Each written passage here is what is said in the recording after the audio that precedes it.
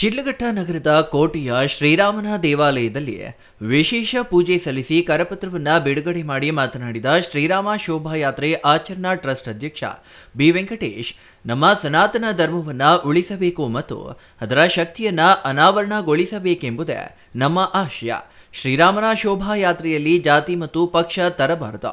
ಹಿಂದೂ ಸಮಾಜವನ್ನು ಗಟ್ಟಿಗೊಳಿಸುವ ಸಲುವಾಗಿ ನಡೆಯುತ್ತಿರುವ ಯಾತ್ರೆಯಲ್ಲಿ ಸಮಸ್ತ ಹಿಂದೂಗಳು ಭಾಗವಹಿಸಬೇಕೆಂದು ಕರೆ ನೀಡಿದರು. ಹನುಮಂತಪುರದಿಂದ ಶಿಡ್ಲಘಟ್ಟದ ಬಸ್ ಸ್ಟ್ಯಾಂಡ್ವರೆಗೂ ಮೆರವಣಿಗೆ ಇರುತ್ತೆ.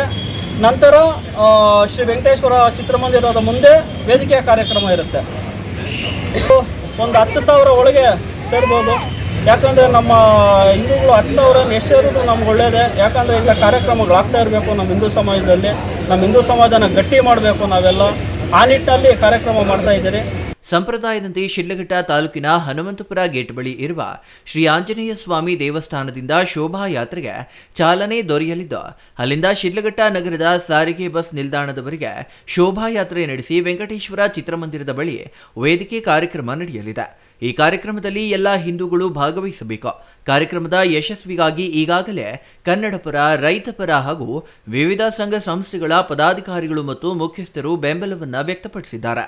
ಪಕ್ಷಾತೀತ ಮತ್ತು ಜಾತ್ಯತೀತ ಮಾಡುತ್ತಿರುವ ಕಾರ್ಯಕ್ರಮದಲ್ಲಿ ಎಲ್ಲರೂ ಪಾಲ್ಗೊಳ್ಳಬೇಕು ಎಂದು ಮನವಿ ಮಾಡಿದರು. ಛಾಯಾ ರಮೇಶ್, ಸಿಟಿವಿ ನ್ಯೂಸ್, ಶಿಡ್ಲಘಟ್ಟ.